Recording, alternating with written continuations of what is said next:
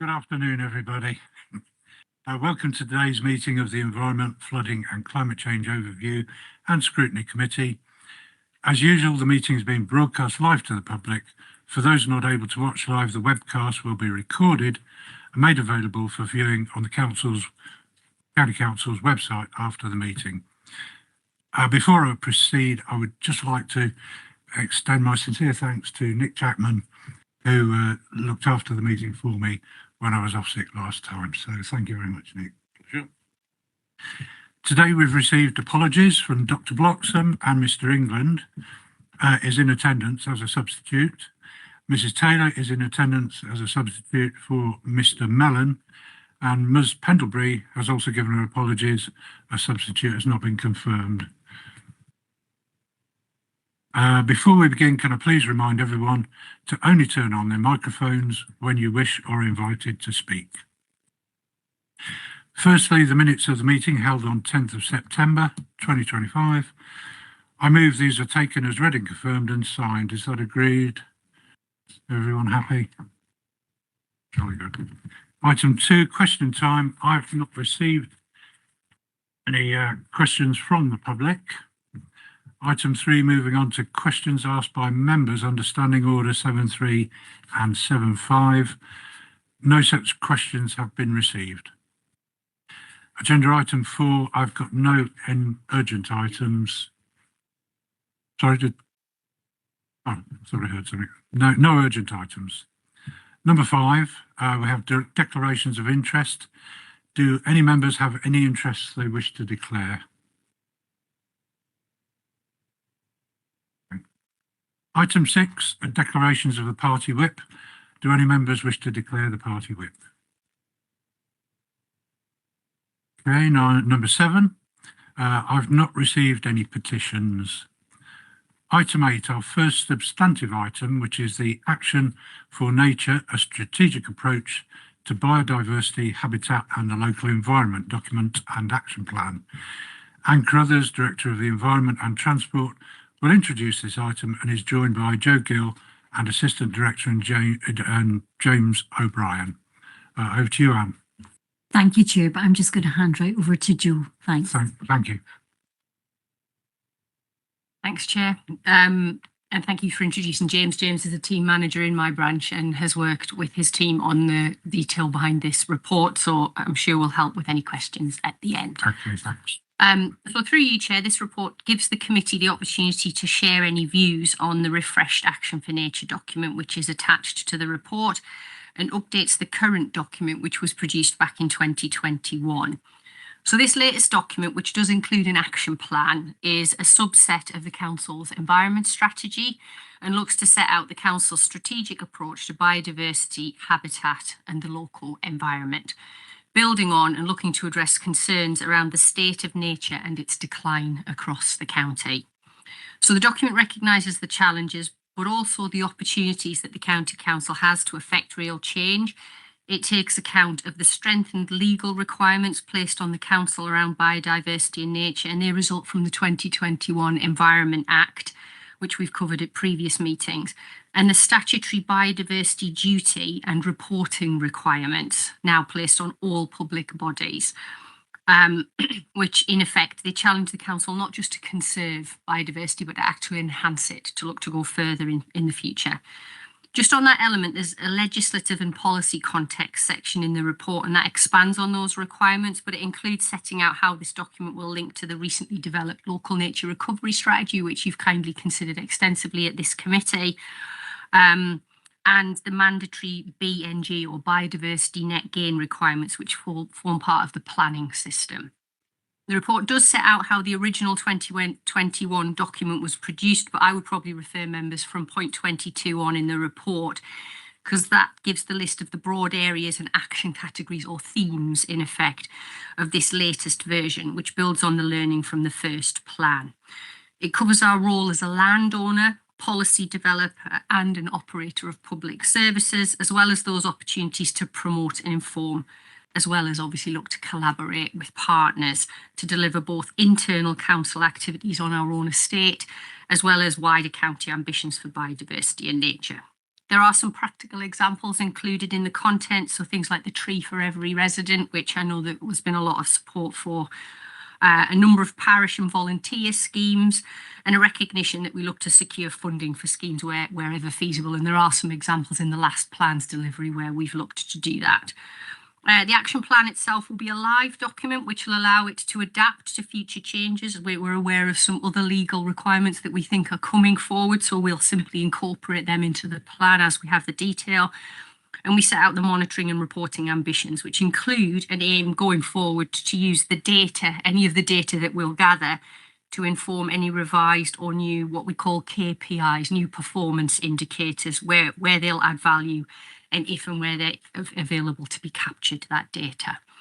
Lastly, I think in terms of managing delivery going forward, the aim has been to sort of apply what we would call lean governance. So the intention is to piggyback on any existing resources wherever possible. So an example of that is I chair what's called the Environment Oversight Board. It's a corporate cross-departmental board with most of the departments represented.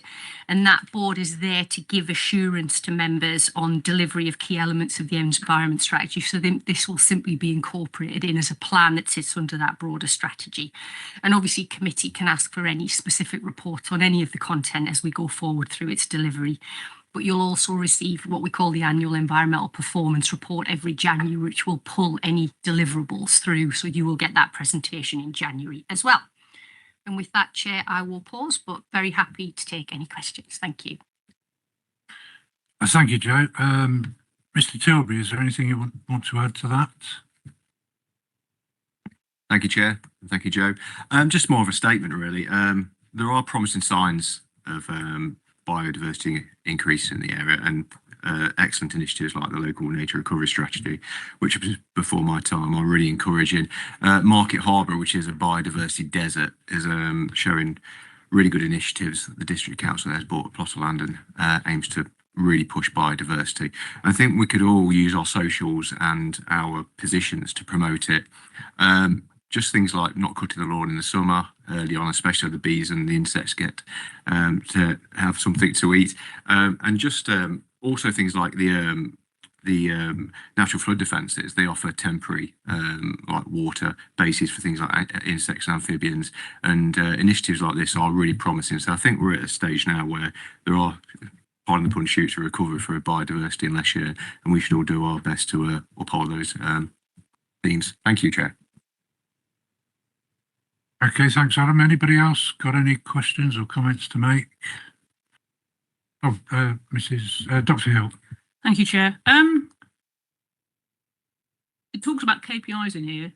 This is a refresh. I'd like to know what they are now and have been in the past, so we can see a direction of travel. It says what the KPIs are, but there's no figures to give me an indication of how we're doing and how we've done in the past. All this stuff's measurable. Depends how much money you want to spend measuring it, but all this stuff's measurable. And you've got specific things in here. And I would have liked to have seen that to give us some idea, because if it's going to be a live plan, I'd like to see how it's developing and how successful or not we're being. Thank you, Chair. Would anybody like to answer that? Yes, I'll pick that up. Yes, James, thank you. thanks for the question. Yeah, I think as you kind of hinted in your question, it's come down to resources and costs, because it's very difficult to measure biodiversity without spending loads of money. Yes. So we have a number of key performance indicators. The main one is the percentage, the hectareage and the percentage of LCC owned land that's in better management for nature. And that's where there's a conscious effort made to manage the land positively for nature. So at the moment, it's 97% of our suitable land is measured, is in better management for nature. So it's quite high. Then we have the number of trees planted through the Tree for Every Person scheme, which I think is about 540,000 or something so far at the moment.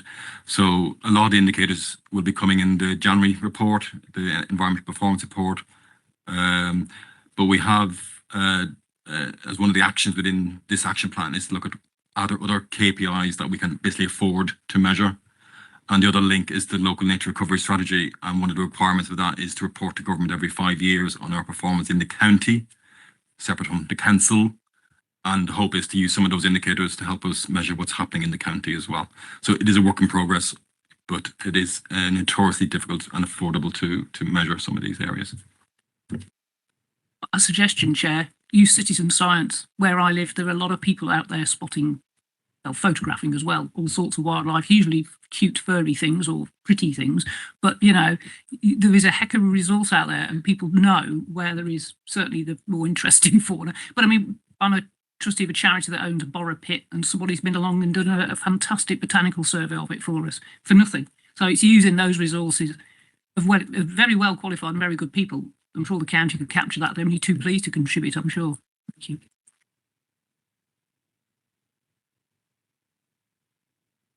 Am I on? Yes, good idea. Thank you for that. And Mr. O'Brien? Yeah, just to say we are and will be doing that. We're also already working with Nature Spot and looking to work with the county recorders. We're actually hosting with the county recorders a county recorder event in County Hall here in February, just to do exactly what you said in terms of how can we use those skills and resources and how can we encourage more citizen science. So that is definitely in the pipework. Thank you. Ms. Gray? Chair, I just wondered, are there any plans to look at reducing chemical use on council-owned land, and can the public access data on how much, you know, the level of chemical being used currently?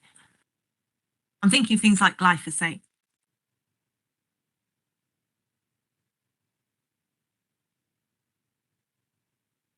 Chair, if it's all right, just through you.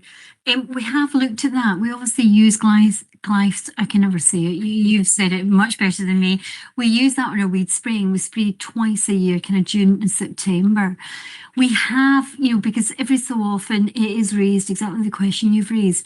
And we have looked at it, and we've looked at trials that have been undertaken with other authorities, and at the moment on the market there doesn't seem to be anything else that can actually do the job of killing the weeds away. You know, that particular one does. Just to reinforce, however, it is still within all the EU regs as a safe one to use.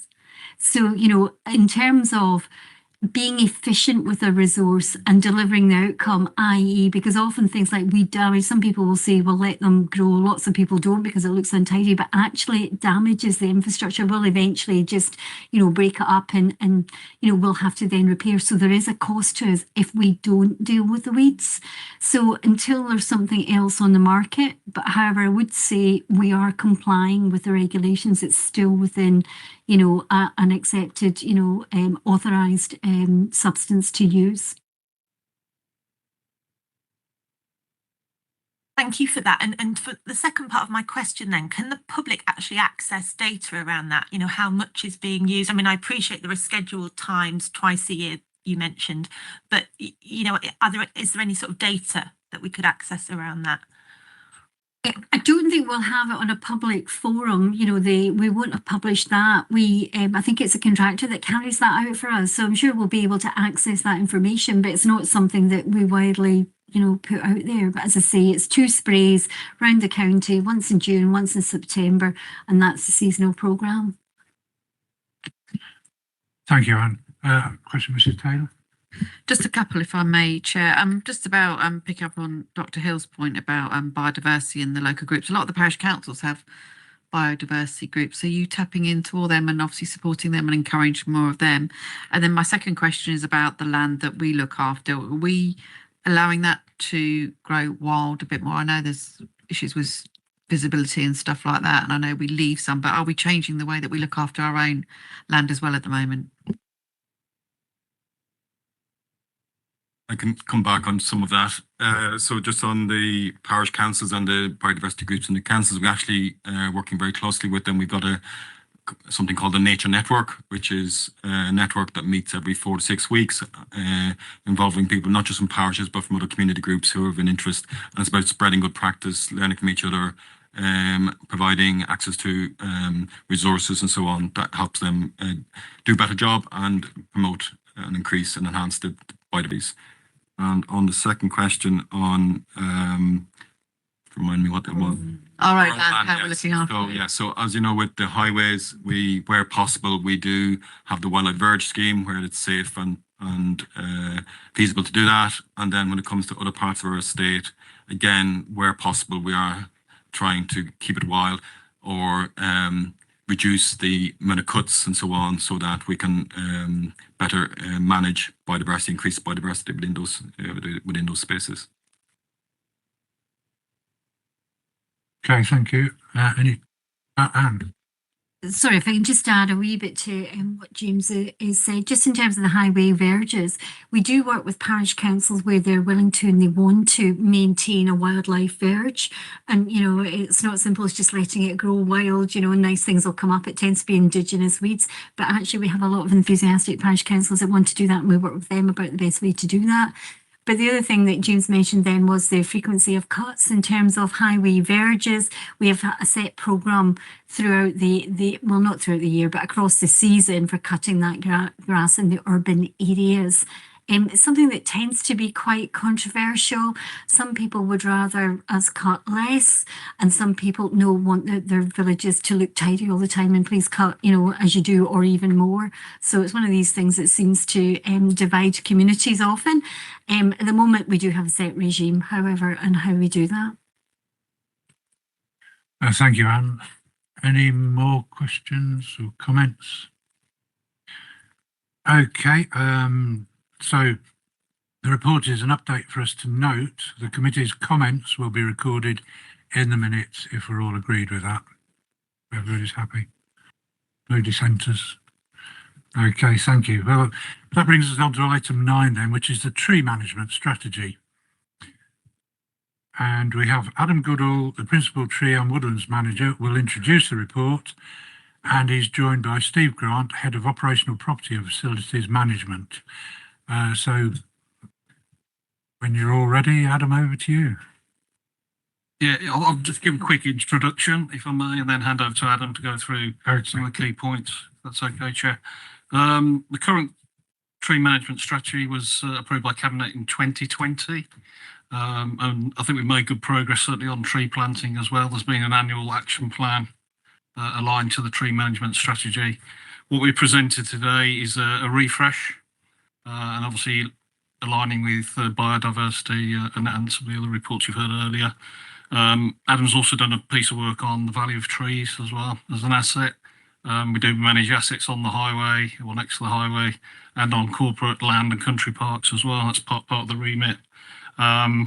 So we present a report today to get comments, feedback. We are talking to other stakeholders and colleagues in different departments, people like the National Forest as well, for their input on the strategy. But over to Adam, who'll give you an overview.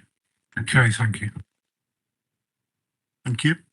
So hi everyone. Yes, so the draft strategy obviously continues to raise the profile and appreciation of trees under the custodianship of the council.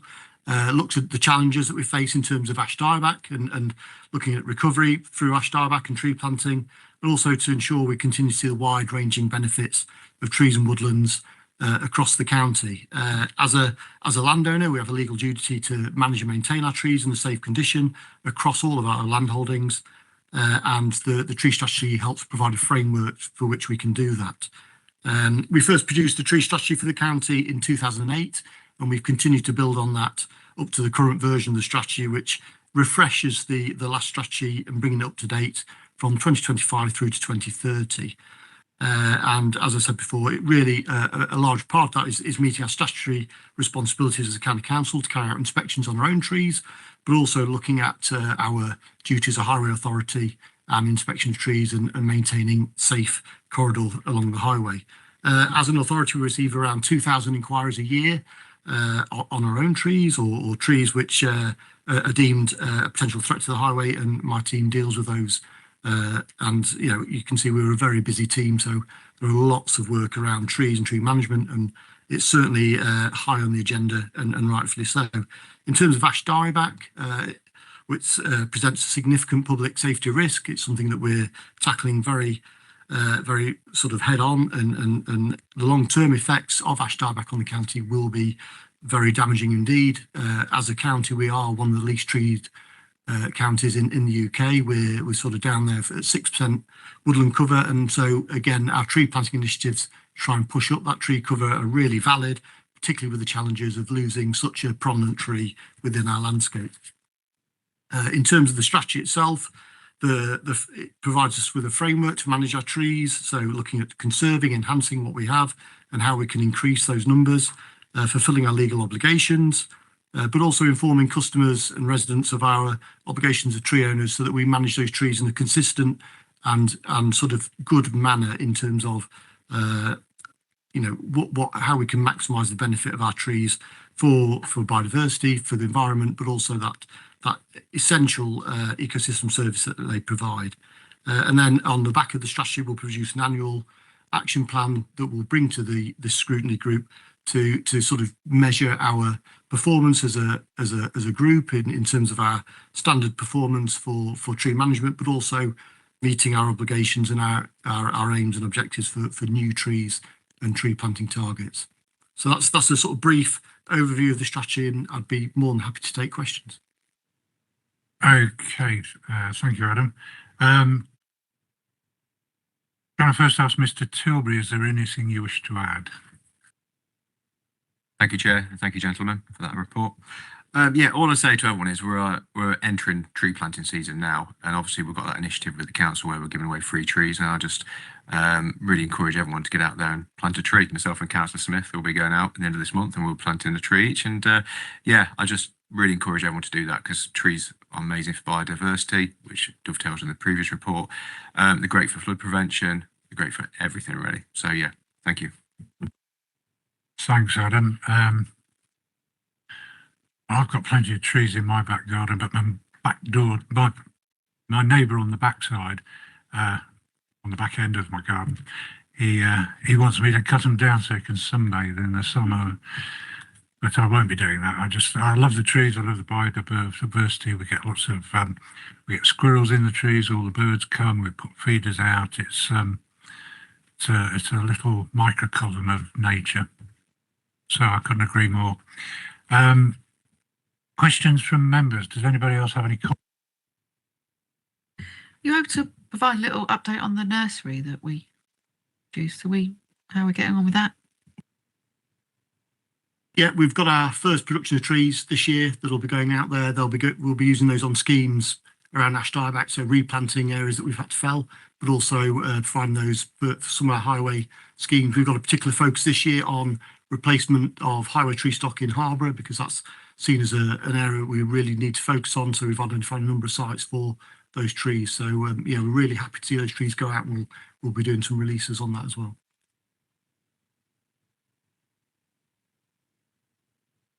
Thank you. Any more? I think. Sorry, Nick. Over to you. Yeah, thank you, Chair. Just one quick. The value of the trees. How often do you update those figures to keep the figure up to date? And just a second part to that, I know we've got the issue with ashes. How many ash trees do you think we've got as a county council? Roughly, within a couple will be quite, a couple of hundred will be quite good. Thank you. In the report, you'll see I've given some headline figures on the value of trees. We're just moving over. We've got a piece of software that we use to manage our trees, a tree inventory, and provide historic evidence of management, and that goes through to a contractor for work when we're ordering them. But we also have the facility to update that as we make an inventory and see the value of that tree in terms of its ecological value or its tree value, so its ecosystem services, but also to make an assessment of its caveat value, so its amenity value as a public asset. And yeah, we obviously some of these figures are old. We're now got the ability to do that almost instantly and produce an ongoing update on that value. So that might be a report that's worth bringing next year in terms of that updated value of our trees. And like I say, in litigation cases, in case where there are damage against our trees or potentially development issues, we go out and we do a full caveat assessment of that tree just to make sure we've got the most up-to-date information, as I'm sure you're aware. Thank you, Mr. Goodall. I think there's Mr. Smith. Thank you, Chair.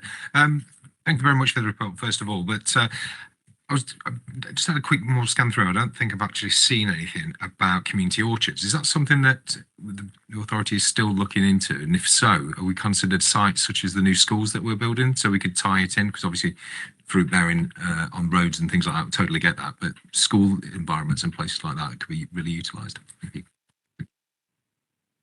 That's a really good question. Certainly, we had some funding for 2 years from DEFRA to run a project around orchards and schools in particular. We were focusing on. There was some really good applications through, but at the moment with funding, we've had to just sort of slow that down. But in terms of what we can do at the tree nursery, we're hoping to ramp that back up again in terms of having orchard stock there that we can take cuttings from and produce new trees and start pushing those out to schools. And certainly in terms of development on schools and new schools, absolutely we should be looking at that in terms of food, in terms of linking those children back into where food production happens. Thank you. Dr. Hill. Thank you, Chair. It made me smile saying we were establishing a tree nursery, because when Adam was a lad, there was a tree nursery in Market Harborough. And then we moved the tip to it and it's disappeared. So, and actually I think part of it got turned into industrial unit. So, but I just think it's how things come around if you live long enough. And also the vast expense the county council's gone to re-establish it, we'll draw veil over that. Looking on your criteria of places and how often you inspect, what happens to things that aren't in that list? And I'm thinking specifically of a piece of railway, or disused railway that's now a footpath called the Brampton Valley Way.